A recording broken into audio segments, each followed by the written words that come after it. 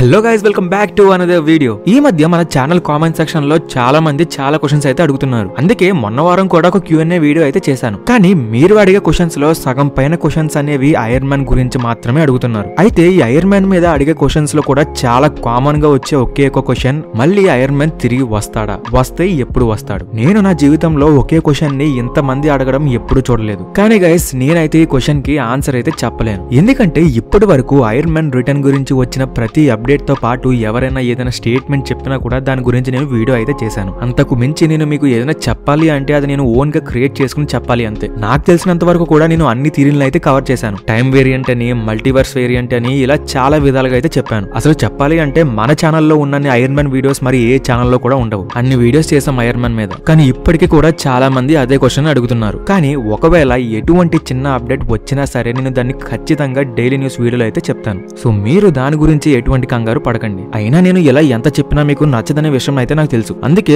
మనం ఈ రోజు కొంతమంది అడిగిన కొన్ని ఐరన్ మ్యాన్ క్వశ్చన్స్ గురించి అయితే మాట్లాడుకుందాం. నిజంగా ఏ ఒక్క ఐరన్ మ్యాన్ ఫ్యాన్ కూడా డిసప్పాయింట్ అవ్వకుండా ఈ వీడియో అయితే ఉంటుంది. మరి మనం ఇంకా ఎటువంటి లేట్ చేయకుండా వీడియో అయితే స్టార్ట్ చేద్దాం. అయితే ఈ రోజు మన వీడియోలో ఫస్ట్ క్వశ్చన్ వచ్చేసి, ఎర్త్ 838 మీద ఐరన్ మ్యాన్ ఉన్నాడా? ఒకవేళ ఉంటే మల్టీవర్స్ ఆఫ్ మ్యాడ్నెస్ మూవీలో ఎందుకు కనబడలేదు? అయితే గైస్, ఎర్త్ 838 మీద ఐరన్ మ్యాన్ అయితే ఉన్నాడు, కానీ తనైతే రిటైర్ అయిపోయాడు. అవును గైస్, ఈ విషయాన్ని అయితే multiverse of madness movie makers అయితే చెప్పారు. అండ్ నేను దీని గురించి అప్పట్లో ఒక వీడియో కూడా చేశాను. అయితే అసలు ఈ ఎర్త్ 838 లో మన యూనివర్స్ లో జరిగినట్టు కాకుండా ఇక్కడ అల్ట్రాన్ ప్రోగ్రామ్ అనేది సక్సెస్ అయ్యింది. ఇప్పుడు మన యూనివర్స్ లో కూడా టోనీ అల్ట్రాన్ ప్రోగ్రామ్ ని స్టార్ట్ చేయడానికి కారణం భూమికి ఒక రక్షణ కవచం లాంటిది ఏర్పాటు చేయడానికి. కానీ మన యూనివర్స్ లో అదైతే ఫ్లాప్ అయింది. కానీ 838 లో మాత్రం అది సక్సెస్ అయింది. అండ్ ఎప్పుడైతే ఆ ప్లాన్ సక్సెస్ అయిందో అప్పుడే టోనీ స్టార్క్ రిటైర్ అయిపోయారు. టోనీ స్టార్క్ ఒక్కడే కాదు, చాలా మంది హీరోలు కూడా రిటైర్ అయిపోయారు. ఒకవేళ బ్యాక్గ్రౌండ్ లో ఎటువంటి ప్రాబ్లం ఏమైనా వస్తే అప్పుడు ఇల్యూమినాటి టీం అయితే దాన్ని చూసుకుంటుంది. అందుకే చూడండి, ఎర్త్ 838 లో ఇన్ఫినిటీ వార్ ఈవెంట్ లో అవెంజర్స్ ఎవ్వరూ లేరు. అందుకే మనకి మల్టీవర్స్ ఆఫ్ మ్యాడ్నెస్ లో ఐరన్ మ్యాన్ అయితే కనిపించలేదు. కానీ త్వరలోనే మనం అతన్ని చూసే అవకాశం కూడా ఉంది. ఎందుకంటే ప్రస్తుతానికి ఎర్త్ 838 లో మెయిన్ హీరోస్ అయిన ఇల్యూమినాటి టీం అయితే లేదు. సో ఖచ్చితంగా పాత హీరోస్ అయితే వచ్చే ఛాన్స్ అయితే ఉంది. అండ్ మనం కూడా ఖచ్చితంగా ఏదో ఒక మూవీలో ఈ ఎర్త్ 838 యూనివర్స్ అయితే చూస్తాము. ఎందుకంటే మన డాక్టర్ స్ట్రేంజ్ అక్కడికి వెళ్లి చేసిన పెంట మామూలు పెంట అయితే కాదు. తను చేసిన పనులకి పరిణామాలు ఖచ్చితంగా ఎదుర్కోవాల్సి వస్తుంది. మరి ఎర్త్ 838 మీద ఉన్న టోనీ స్టార్క్ ని మనం చూస్తామా లేదా అనే దాని గురించి మీరేమనుకుంటున్నారో కామెంట్ సెక్షన్ లో కామెంట్ చేయండి. అండ్ గైస్, మన వీడియోలో నెక్స్ట్ క్వశ్చన్ వచ్చేసి, రీసెంట్ గా కెవిన్ ఫైగీ అయితే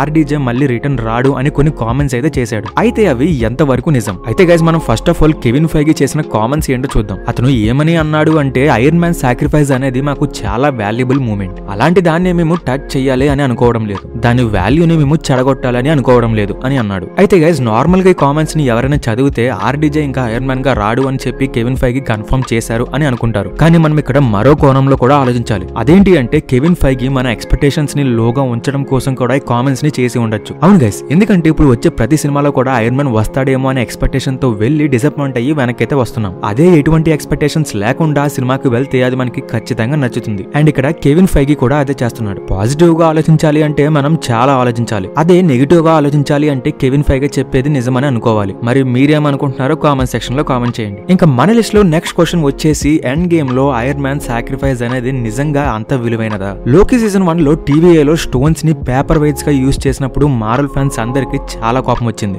ఆఫ్టర్ ఆల్ పేపర్ వెయిట్స్ వల్ల మన ఐరన్ మ్యాన్ చనిపోవాల్సి వచ్చిందని చెప్పి చాలా మంది అయితే కోపడ్డారు. అలానే ఎర్త్ 838 మీద కూడా థానోస్ ని ఏదో చేయమని చంపేసినట్టు చంపేశారు. అయితే గైస్, ఇక్కడ ఒక విషయాన్ని మనం క్లియర్ గా అర్థం చేసుకోవాలి. మల్టీవర్సల్ లెవెల్లో చూసుకుంటే ఐరన్ మ్యాన్ సాక్రిఫైస్ అనేది అంతగా వాల్యుబుల్ గా అనిపించదు. మల్టీవర్సల్ లెవెల్లో ఐరన్ మ్యాన్ సాక్రిఫైస్ కన్నా లోకి సాక్రిఫైస్ గొప్పదని మనం ఎటువంటి సందేహం లేకుండా చెప్పవచ్చు. కానీ యూనివర్సల్ లెవెల్లో చూసుకుంటే ఐరన్ మ్యాన్ కంటే గ్రేట్ సాక్రిఫైస్ ఏదీ లేదు. అయితే నేను ఒక థియరీ చెప్తాను, దాన్ని బట్టి మీకే అర్థమవుతుంది. అయితే ఆ థియరీ ఏంటి అంటే, మల్టీవర్స్ ని స్టేబుల్ గా ఉంచుతుంది ఐరన్ మ్యాన్ మాత్రమే. అయితే అందరూ అనే మాట ఏంటి అంటే, అదేంటి బ్రో, ప్రస్తుతానికి లోకే కదా మల్టీవర్స్ ని కంట్రోల్ చేస్తున్నాడు, మరి ఐరన్ మ్యాన్ స్టేబుల్ చేస్తున్నాడు అంటున్నావు ఏంటి అని అంటారు. అయితే గైస్, మల్టీవర్సెస్ లో చాలా యూనివర్సెస్ లో టోనీ స్టార్క్ సాక్రిఫైస్ అనేది ఒక అబ్సల్యూట్ పాయింట్ గా ఉండి ఉండొచ్చు. అలాంటప్పుడు తన సాక్రిఫైస్ జరగకపోతే మొత్తం మల్టీవర్స్ అంతా అన్స్టేబుల్ అయిపోతుంది. అండ్ ఇదంతా కూడా ఇంటర్నల్ గానే జరుగుతుంది. నేను ఏం చెప్పాలని ట్రై చేస్తున్నానో మీకు అర్థమైందని అనుకుంటున్నాను. అయితే మార్వెల్ వాళ్ళు ఈ ఇన్ఫినిటీ సాగా కంటే ఐరన్ మ్యాన్ కంటే ఈ మల్టీవర్స్ అనేది చాలా పెద్దదని చూపించడానికి మాత్రమే ఇన్ఫినిటీ స్టోన్స్ ని పేపర్ వెయిట్స్ కింద యూజ్ చేశారు. అంతేగాని వాళ్ళు టోనీ సాక్రిఫైస్ ని ఏమీ తక్కువ చేయడం లేదు. అండ్ నా వరకు అయితే మాత్రం యూనివర్సల్ లెవెల్లో కానీ మల్టీవర్సల్ లెవెల్లో కానీ ఐరన్ మ్యాన్ సాక్రిఫైస్ అనేది వన్ ఆఫ్ ది గ్రేటెస్ట్ అని చెప్తాను. సో ఇంకా మనం వీడియోలో లాస్ట్ అండ్ ఫైనల్ క్వశ్చన్ కి అయితే వెళ్ళిపోదాం. ఆ క్వశ్చన్ ఏంటి అంటే,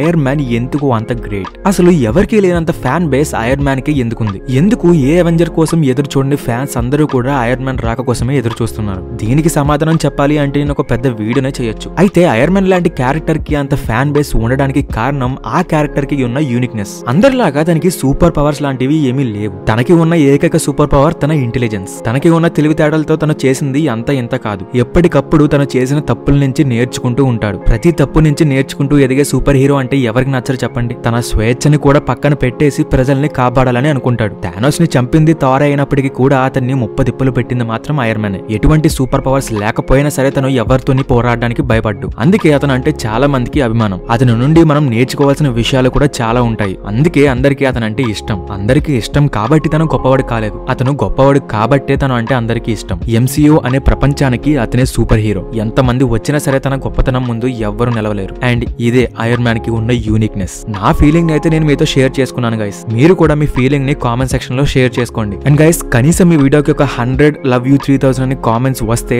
ఐరన్ మ్యాన్ మీద మరొక స్పెషల్ వీడియో కూడా చేస్తాను. సో దీంతో అయితే వీడియో కంప్లీట్ అయింది గైస్. వీడియో నచ్చితే లైక్ చేసి మీ మార్వెల్ ఫ్రెండ్స్ తో కూడా షేర్ చేయండి. మరొక ఇంట్రెస్టింగ్ అండ్ ఫ్యాబులస్ వీడియోలో కలుసుకుందాం. Thank you friends.